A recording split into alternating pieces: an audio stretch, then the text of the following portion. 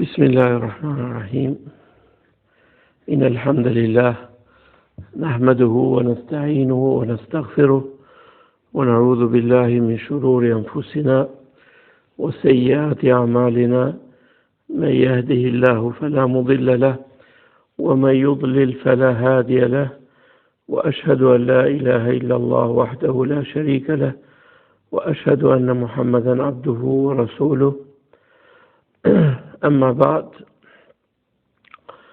të nderuar vëllezër dhe motra musliman, jemi në mësimin ton të dashur fragmente nga jeta e dërguarit Allahut sallallahu alaihi wasallam. Dhe me lejen e Allahut madhëruar kemi përmendur ngjarjet që kanë lidhje me periudhën e Mekës, e cila ka veçoritë e veta, dhe tani jemi në periudhën e dytë, që është periudha e Medinës. Dhe po ashtu, ajo ka veçoritë e veta.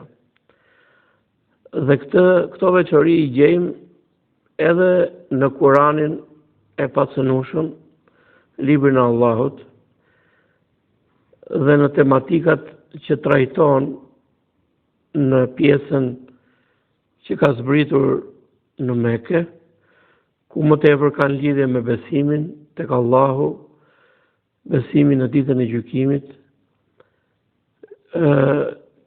kundërshtimin e shirkut, ftesën për në tauhid, pra i drejtohet më së tepërmi jo besimtarëve të Mekës që të besojnë Allahun dhe ditën e gjykimit, po ashtu dhe tematikat e tjera që bëjnë pjesë ke historia e pejgamberëve e kështu me radhë, që të mësojnë njerëzit që ata që ndjekin rrugën e Allahut fitojnë në këtë botë dhe në botën tjetër, dhe është kërcënim për jo besimtarët, të cilët e kundërshtojnë Allahun dhe i jep atyre argumente se si e kanë mësuar popujt e mëparshëm. Kurse tematika e Kuranit zbritur në periudhën e Medinës, më tepër ka lidhje me dispozitat fetare, me ligjet dhe zgjerimin në to dhe sjell hollësit që njerëzit të mësojnë ligjet e tjera dhe të plotësohet pra feja islame,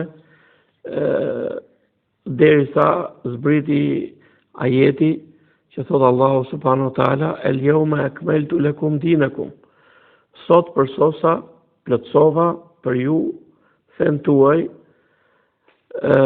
Pra kjo ishte dy periudhat dhe veçorit që kanë, dhe periudha që jemi është periudha Medinës, është periudha kur pejgamberi sallallahu alaihi wasallam themelon shtetin musliman dhe Islami fuqizohet derisa vjen momenti që hynë në Mekë gabimtar dhe fitimtar mbi jo besimtarët dhe përhapet daveti dhe thirrja islame dhe drita islame në të gjithë gadishullin arabik, pastaj në të gjitha anët e botës. Pra e gjitha kjo për 23 vjet. Kjo ishte mirësia e Allahut ndaj të dërguarit të tij dhe ndaj umetit të tij, që ja plotësoi fen për këto 23 vjet. Atëherë tham në mësimin e kaluar që pejgamberi sallallahu alajhi wasallam pati vështirësi të mëdha në rrugtimin e tij, në hijretin e tij nga Meka në Medinë, dhe shoku i tij i afër dhe shoqëruesi në këtë udhtim ishte sahabiu më i mirë Ebu Bekër e Siddik, Allahu qoftë i kënaqur me të, dhe thamë se çfarë mrekullish ndodhen gjatë rrugës, që i përmendëm mësimin e kaluar, dhe thamë që kur erdhi i dërguari Allahut sallallahu alaihi wasallam, fillimisht arriti në Kuba, për në pjesën malore të Medinës, dhe aty qëndroi rreth 14 ditë dhe themeloi xhamin e Kubas. Çdo person i cili shkon në Medinë është e pëlqyeshme që të vizitojë këtë xhami. Pasi Allahu subhanahu wa taala thot: "La masjidun usisa ala at-taqwa min awwal yawmin ahaqqu an taquma fihi. Fihi rijalun yuhibbuna an yatatahharu wallahu yuhibbul mutahhirin." Ke surja Tobe, ajeti 108, thot Allahu i madhëruar, tek një xhami e cila është ndërtuar me devotshmëri qysh prej ditës parë, është më parsorë dhe më e drejtë që ti të falesh në të. Aty ka burra që duhan dhe dëshirojnë të jenë të pastërt, të pastrohen, dhe Allahu i do të pastërtit. Prandaj themeloi pra xhamin Kuba. Por përmendëm dhe Aliun radiallahu anhu, i cili ndeti me urdhrin e pejgamberit sallallahu alaihi wasallam në Mekë, me qëllim që të shpërndante plaçkat të cilat pejgamberi sallallahu alaihi wasallam i mbante në rujtje. Megjithse banorët e Mekës i konsideronin armik dhe donin ta vrisnin, dhe në ditën që pejgamberi sallallahu alaihi wasallam doli nga Meka dhe tentativa dështoi për ta vrarë, pejgamberi sallallahu alaihi wasallam në këtë moment kaq të vështirë mendoi dhe la dhe porositi djalin e xhaxhait i Ali ibn Abi Talib, Allahu qoftë i kënaqur për ti, që të çonte amanetet në vend. Ndonjëri me ndje shkurtër mund të thotë, me gjithë këto gjëra që i bën i dhujtarët atij, e pas ka mendjen që të çojë të japi plaçkat njerëzve që e kishin lënë amanet, dhe njerëzit kishin besim ke ai, megjithse ishte në armiqësi, se në atë kohë për të ruajtur plaçkat shkoshin dhe alinin në shtëpinë e pejgamberit sallallahu alajhi wasallam. Dhe ai e runte. Kjo do të thotë që ata e konsideroshin besnik si në fillim, ashtu dhe gjatë kohës që e bëri Allahu pejgamber. Nuk kishin dyshim ata te besnikëria e dërgumit Allahut sallallahu alaihi wasallam, dhe kjo tregon puna, nuk ka nevojë për fjalë. Po megjithatë, edhe në këtë moment që të dërguarin e Allahut e kërcënuan dhe donin ta vrisnin, prap e la njeriu për të çuar në vend amanetin dhe për t'ia dhënë secilit plaçkën e vet. Pa këtu ne përfitojmë, dhe kjo në realitet është shkollë për gjithë botën. Janë jo besimtarë, duan ta vrasin, e megjithatë nuk ja humb gjërat e veta, ja jep secilit që i takon. Pra kjo është një shkollë e madhe që i dërguari Allahu sallallahu alaihi wasallam na jep ne, dhe ja mbyll gojen të gjithë njerëzve të cilët e shajnë me të padrejtë, e akuzojnë me të padrejtë, sepse normalisht janë ndjekësit e shejtanit dhe ai shpif dhe gënjen si të doj, por puna flet më shumë se fjala. Atëherë, ja thamë dhe këtë, në masindeti i dërguari Allahut sallallahu alaihi wasallam në Kuba, me urdhrin e Allahut, udhtoi dhe hypi prambi deven e tij, dhe në çdo shtëpi që kalonte deveja e pejgamberit sallallahu alaihi wasallam bashkë me të, dilnin njerëzit dhe i ofronin mikpritje pra hajde ke shtëpia ime, urdhëro ke shtëpia ime, dhe donin të prektin devën në mënyrë që ta sillin tek shtëpia e tyre. Por pejgamberi sallallahu alajhi wasallam i thoshte da'uha fa innaha ma'mura. Lëreni atë sepse ajo është e urdhëruar. Deveja është e urdhëruar nga Allahu. Ajo e di se ku do ulet. Dhe pasi eci u ul tek vendi që është xhamia e Medinës sot, por pejgamberi sallallahu alajhi wasallam nuk zbriti për saj. U qua prap deveja, eci prap dhe u ul prap për s'dyti ke vendi që qëndroi fillimisht. Pastaj zbriti dhe ky vend ishte vendi që quhej Mirbet, pra vendi ku thaheshin hurmat. Ishte një vend aty që i përkiste dy jetimave, Sehel u Suhel. Këto dy jetima ishin në prerin ose në kujdestarin e Sa'd ibn Zurara, Allahu qoftë i kënaqur për gjithë atyre, dhe pejgamberi sallallahu alajhi wasallam i tha: "Thaminuni, më thoni çmimin e kësaj tokës në mënyrë që ta blej." Por sahabët thanë: "Ne e adhurojmë për hir të Allahut madhëruar." Dhe në këtë moment pyeti kush është shtëpia më e afërt, dhe shtëpia më e afërt ishte shtëpia e Abu Ayub el-Ansarit, i cili ishte nga fisi i dajallarëve të pejgamberit sallallahu alaihi wasallam, ishte më i afërti, sepse gjyshja, do të thënë nëna e gjyshit të pejgamberit sallallahu alaihi wasallam ishte nga Medina.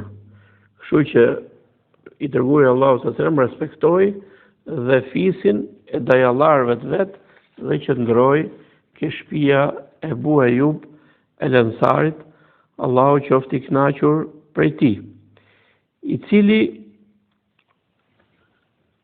i ofroi shtëpinë e vet dhe dërguari Allahu sallallahu alaihi wasallam qëndroi në katin e parë të shtëpisë dhe ata të dy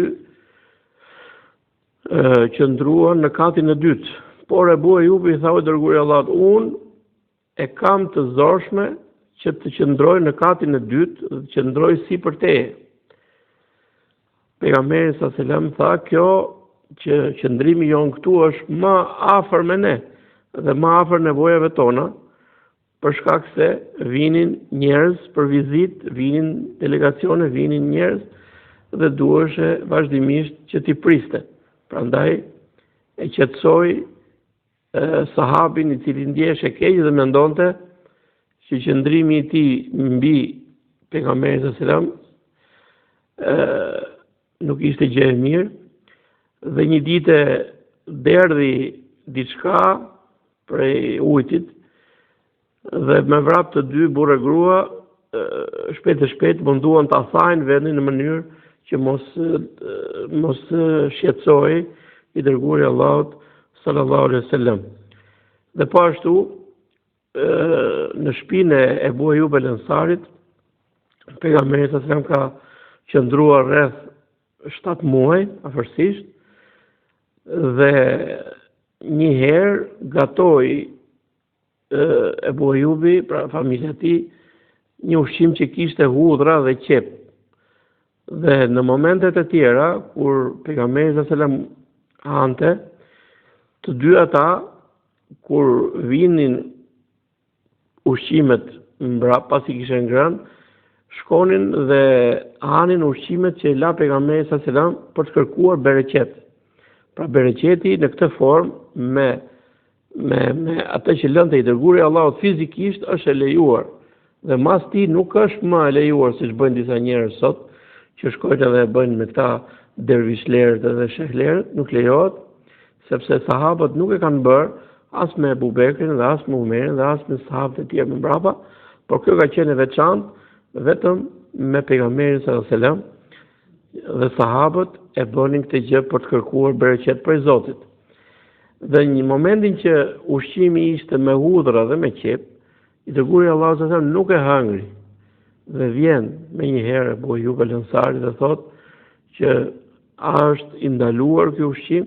Thot jo, por se unë jam njeri që pres edhe përcjell njerëz dhe nuk është e hishme që të vi nga goja ime erë e keqe, po ashtu edhe Xhibrili alayhis salam i zbrisë dërgumit Allahu sallallahu alaihi wasallam, prandaj nuk ishte e përshtatshme për të në ato momente që të hante këtë ushqim dhe i tha juve hani nga kjo, por për mua nuk është, dhe më mbrapa Abu Ayyub al-Ansari nuk e gatoi më këtë ushqim për pejgamberin sallallahu alaihi wasallam. Tani në këtë moment kur erdhi pejgamberi sallallahu alaihi wasallam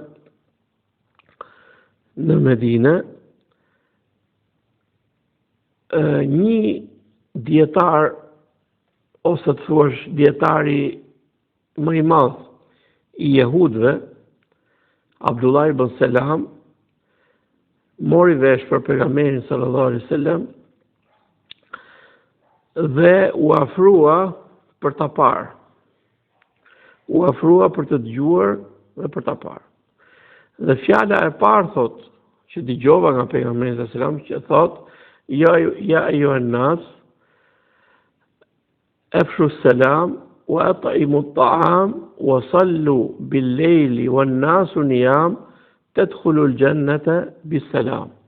O ju njerëz, përhapni selamin, ushqeni të varfrin, faluni natën kur njerëzit janë në gjumë, të hyni në xhennet me selam. Dhe Abdullah ibn Selam thot, kur pash fytyrën e këtij burri, thash kjo nuk është fytyrë e gënjeshtarit. Dhe u afrua ke pejgamberi sallallahu alaihi wasallam dhe i tha unë do të bëj ty 3 pyetje që nuk i di këto 3 pyetje askush përveç se një i dërguar.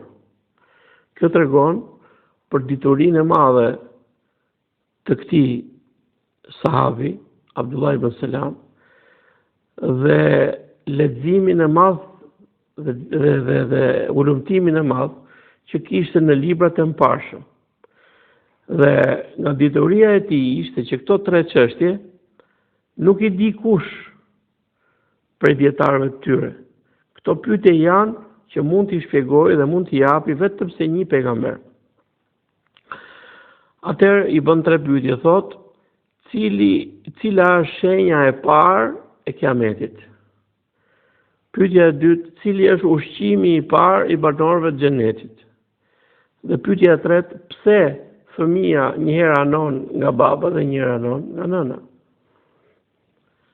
Atëherë pejgamberi sallallahu alaihi wasallam thot, do të tregoj, thot, sepse Xhibrili pak më parë mi zbriti këto, mi lajmëroi këto.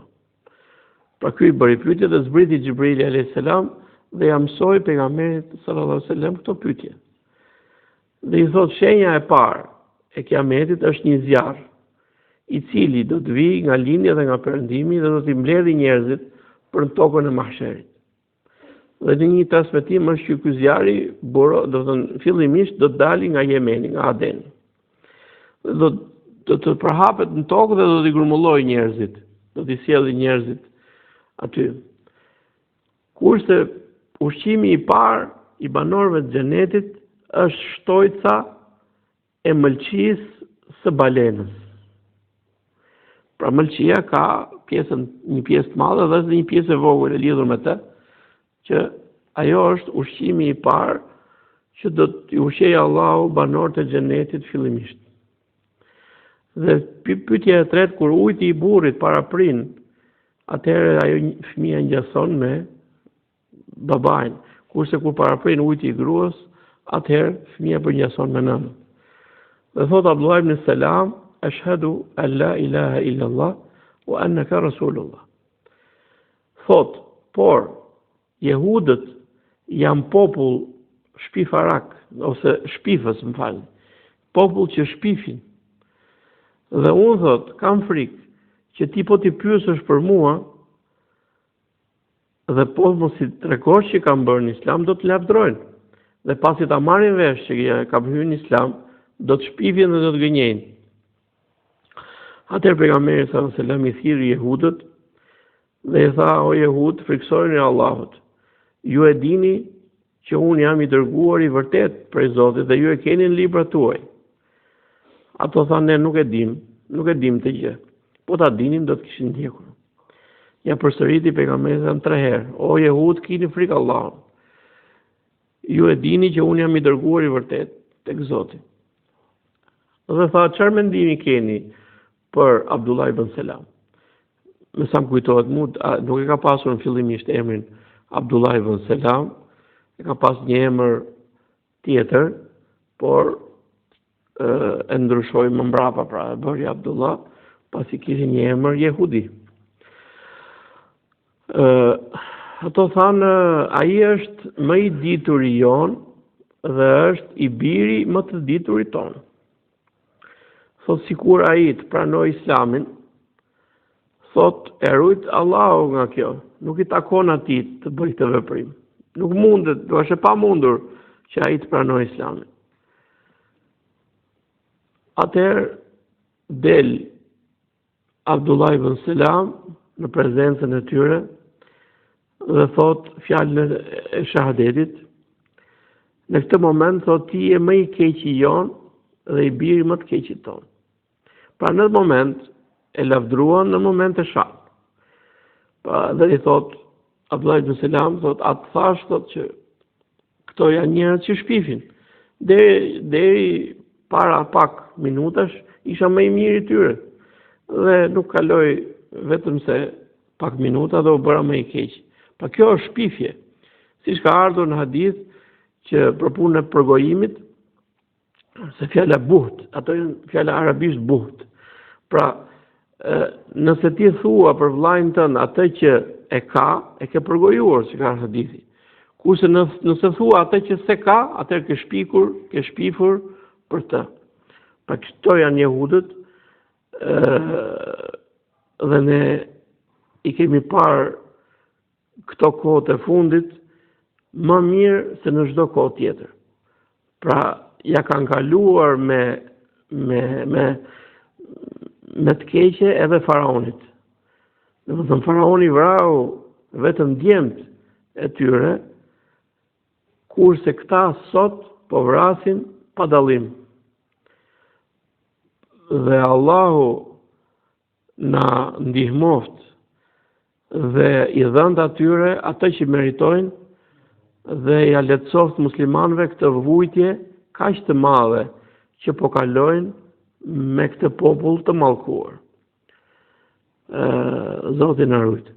Por pejgamberi sallallahu alajhi wasallam ishte i detyruar të bënte marrëveshje me ta. Prandaj 3 gjëra bëri pejgamberi sallallahu alajhi wasallam ku erdhi në Medinë. E para ndërtimi i xhamisë, e dyta marrëveshje me jehudët dhe e treta vllazërimi që bëri mes muhaxhirëve dhe ensarëve. Atëherë thamë që dërguari i Allahut sallallahu alaihi wasallam e mori këtë vend dhe filloi ta pastronte. Aty ishin dhe disa varre, ndoshta 1-2, por më sa më kujtohet mua, gjithsesi po themi disa, mas edhe 3, nuk e di, që ishin varre të vjetra, të më përpashme, i mori këto varre dhe i zhvarosi.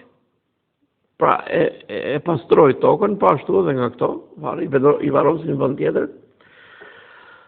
Pastroi dhe vendin, e shëshoi dhe filloi të ndërtonte xhamin. Dhe në punimet që u bën në ndërtimin e xhamis, ishte edhe i dërguari i Allahut sallallahu alaihi wasallam duke mbajtur gur ose duke bërë ato ndërtimin si çka qenë në atë kohë. Atë kohë ka qenë ndërtimi më i thjeshtë, më i lehtë. Por gjithsesi, gjatë punës ishte një sahab i cili ishte dërtues. Dhe kur pa disa veprime të njerëzve që nuk ishin profesionistë, atëherë pejgamberi sallallahu alajhi wasallam i urdhëroi që të ndiqin, të ndjekin këtë person, sepse ky tha është i aftë për këtë punë, pra i jepte rëndësi dhe i ingurajonte njerëzit e zanatit në këtë mënyrë, avash po merrte formë xhamia dhe në krah të xhamisë ndërtoi dhomat ku do të jetonin gratë e pejgamberit sallallahu alajhi wasallam, pra në anës xhamisë. Dhe gjatë ndërtimit thoshin disa vargje, siç ishte për shembull Allahumma la aisha illa aisha al-akhira faghfirillahu al-ansara wal-muhajira. Pra o Allah, nuk ka jetë vërtet, vetëm se jeta e ahiretit, dhe fali o Zot ansarët dhe muhaxhirët. Kjo është një varg.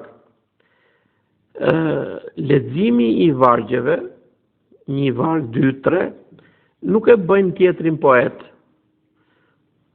sepse dikush mund të thotë që i dërguari Allahu sallallahu alajhi wasallam po thot poezi, dhe Allahu ka thënë që ai nuk është poet në Kur'an.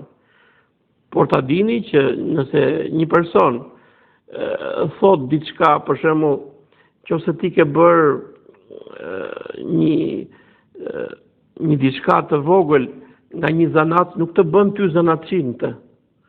Kështu që edhe kjo, i dërguari Allahu sallallahu alajhi wasallam i thoshte këto vargje bashkë me shokët e tij në ndërtimin e xhamisë, dhe kjo nuk e mohon faktin që ai nuk është poet.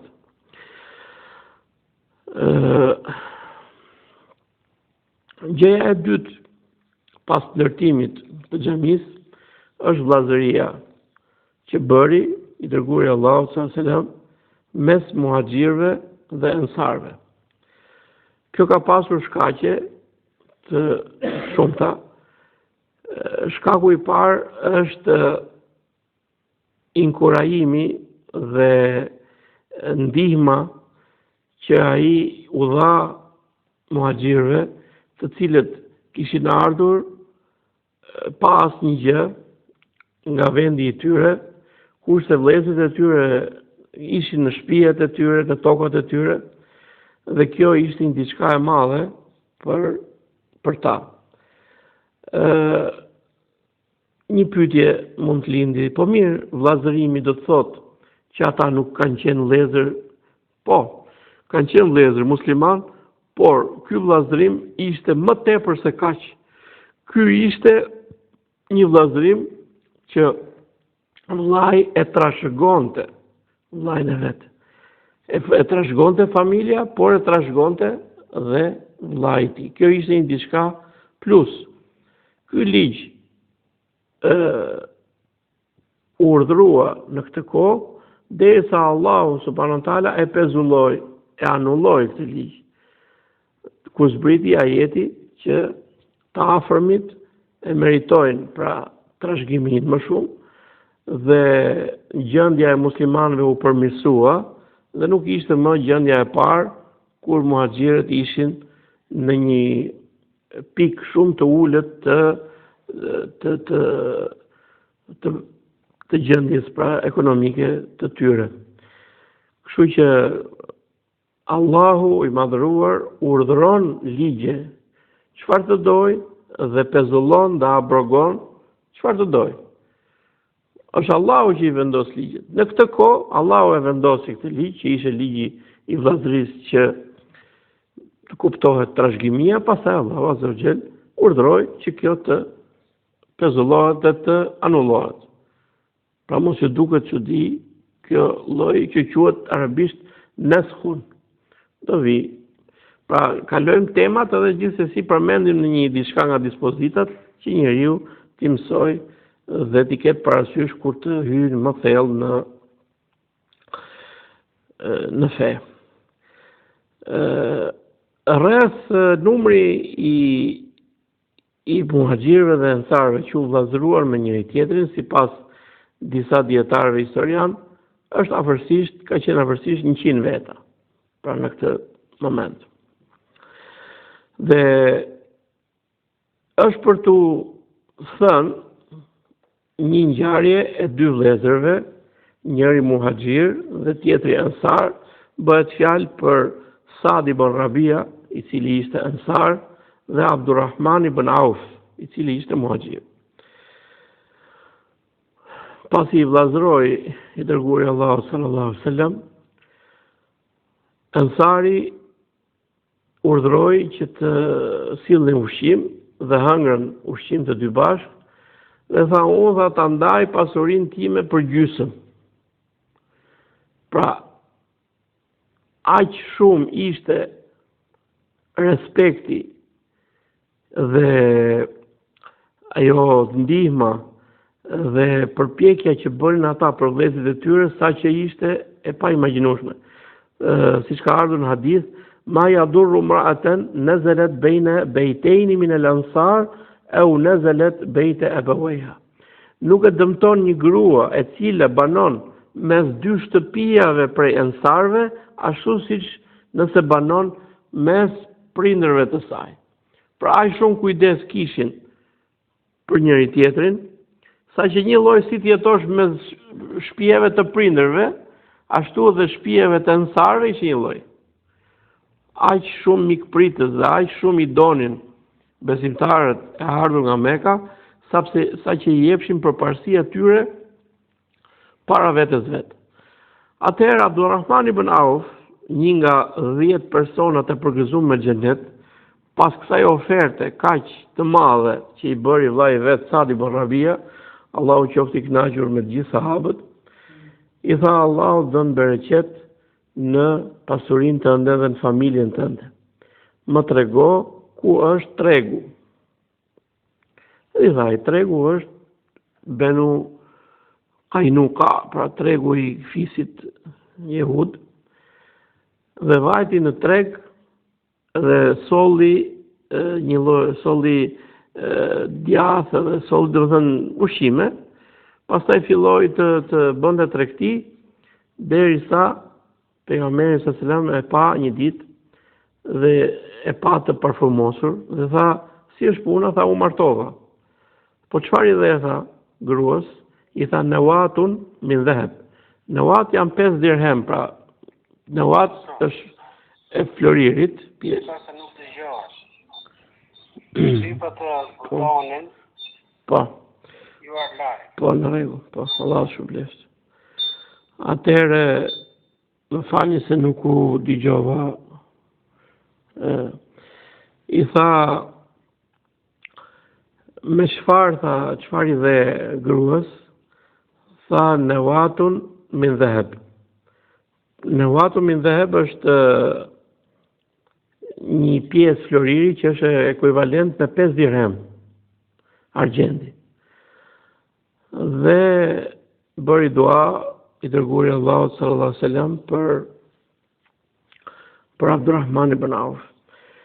Kjo fjalë që thot Abdurrahman ibn Auf, më trego ku është tregu, është një fjalë e mrekullueshme që shumë veta mas ti i ka dhënë Allahu bereqet të madh. Pra nuk e shfrytëzoi mirësinë e tjetrit, por u mundua të punonte. Po ashtu ka ardhur një hadith tjetër, ke Edebul Mufrad, që thon ansarët i thon pejgamberit sallallahu alajhi wasallam, ne kemi toka dhe kemi bujësi, kemi, domethënë, pemë, kemi hurma, na i ndaj këto me vëllezërit tanë. Pejgamberi më thotë jo. Por ata të punojnë me ju dhe ju t'i jepni një pjesë të prodhimit. Dhe kështu vepruan. Kështu që pejgamberi sallallahu alajhi wasallam i orientoi dhe i kishte mësuar sahabët e tij me këtë lloj edukate kaq të lartë. Ndoshta ndonjëri për jush kur i vjen, ose për nesh, më fal, për nesh kur i vjen një ofertë e tillë, base thot pa e marr. Por shikoni se çfarë veproi ky sahab i nderuar. Zgjodhi më mirë që ta nxirrte riskun e tij duke punuar dhe me djers. Prandaj Allahu subhanahu wa taala i dha bereqet të madh, sa që kur vinte karvani Abdurrahman ibn Auf, u bë nga më të pasurit e Medinës, vinte karvani i tij në Medinë, gëzoheshin fukaren, sepse ishte bamirës i madh. Dhe Allahu i dha bereqet, dhe shumë njerëz të cilët zgjedhin këtë rrugë e kanë parë me sytë e tyre që Zoti i ka ndihmuar dhe i ka dhënë begati të madhe në punën e tyre. E treta gjë që thamë në këtë mësim ishte marrëveshja që bën me jehudët. Në Medinë jetonin dy fise arab, që ishte fisi Eus dhe fisi Khazraj, që ata u bën musliman, pjesa më e madhe, dhe njëkohësisht gjelën edhe disa persona që nuk ishin musliman, dhe jetonin tre fise jehudish. Fisi Benu Qainuqa. Ky fis jehudësh kishte më përpara marrëveshje dhe bashkëpunim me fisin Khazraj. Dhe dy fiset tjera, Benu Nadir dhe Benu Quraidha. Këto kishin marrëdhënie dhe akt marrëveshje me fisin Aus. Kur erdhi pejgamberi sa në Medinë dhe pa veprimet e tyre që bën edhe me Abdullah ibn Selam, atëherë ishte e domosdoshme marrëveshja me ta, sepse atyre nuk ua kishin besën, janë njerëz të pa besë. Dhe ato njihen në histori që asnjëherë nuk e kanë mbajtur besën, e kanë thyer besën. Megjithatë, bën një marrëveshje me shumë pika, dhe kjo është një temë tjetër për të trajtuar dhe për të thënë pikat e marrëveshjes, gjithsesi do ta kalojmë. Pikat u bën të atilla dhe u shkrujtën dhe u firmosën, pra u bë marrëveshje nga të dyja palët, marrëveshje mes të dërguarit Allahut sallallahu dhe besimtarëve dhe marrëveshje me këto fise jehudi. Dhe do të vijmë më mbrapa në historinë e Islamit që të treja këto fise e thyen marrëveshjen.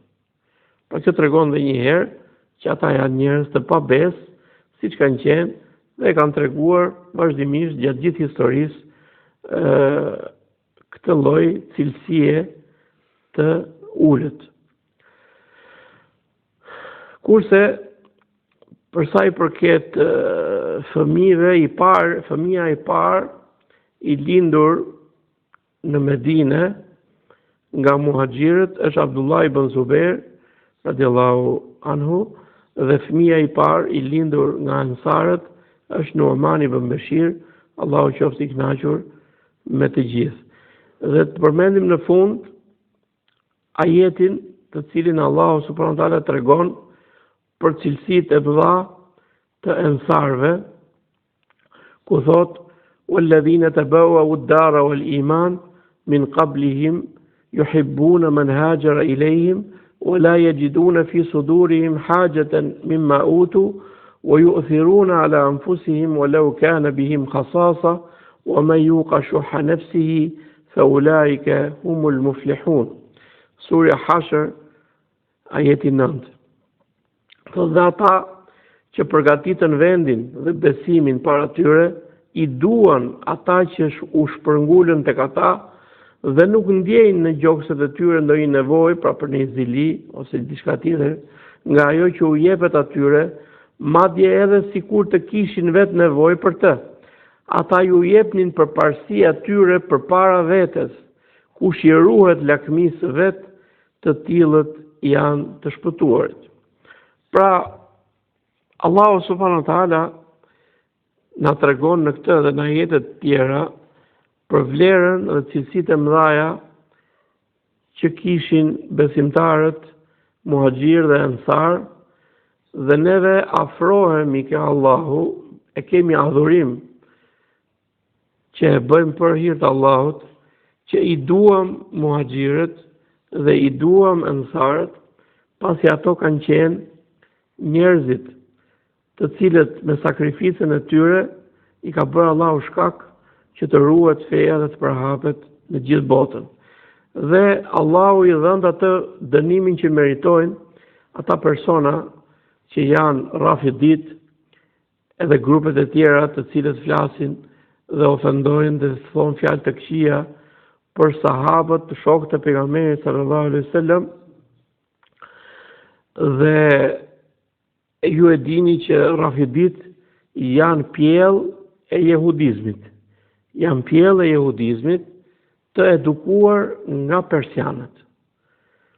Pasi personi i parë i cili e ka shpikur këtë sekt është Abdullah ibn Sebe el-Jehudi, që emrin ti më përpara e kishte Shemuil el-Jehudi, pra Shemuil, Samuel.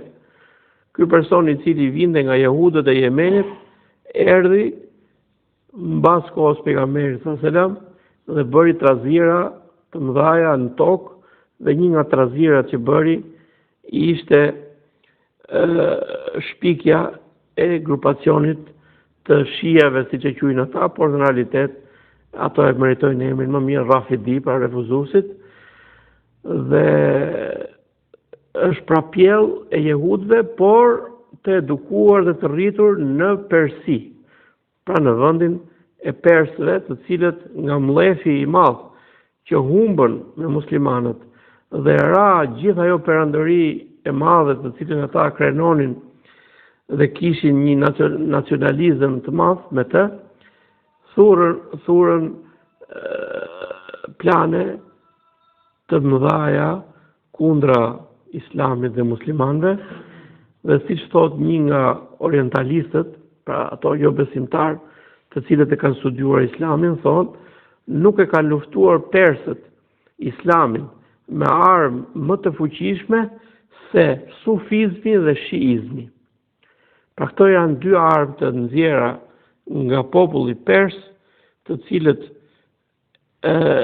u munduan ta luftojnë islamin nga brenda, pasi jashtë ato u mundën dhe ra perandoria e tyre dhe ra mbreti i tyre Kisra dhe thesaret e tyre u shpërndan fukareve dhe ra gjithë ajo perandori, prandaj nga mlefi që kishin, vazhdimisht e kanë luftuar dhe luftojnë islamin. Allahu i dhënë atyre ato që meritojnë, dhe zjarri i xhehenemit është shpërblim i merituar për jo besimtarët. Kjo ishte mësimi për sot. Allahu na dhënë sukses dhe na ndihmoft në përhapjen e diturisë vërtet dhe na korrigjoft gabimet tona që t'jetë sa më e pastër ajo që flasim. Zoti ju shpërblet me të mira. Subhanakallahumma bihamdik, ashhadu an la ilaha illa anta, astaghfiruka wa atubu ilaik.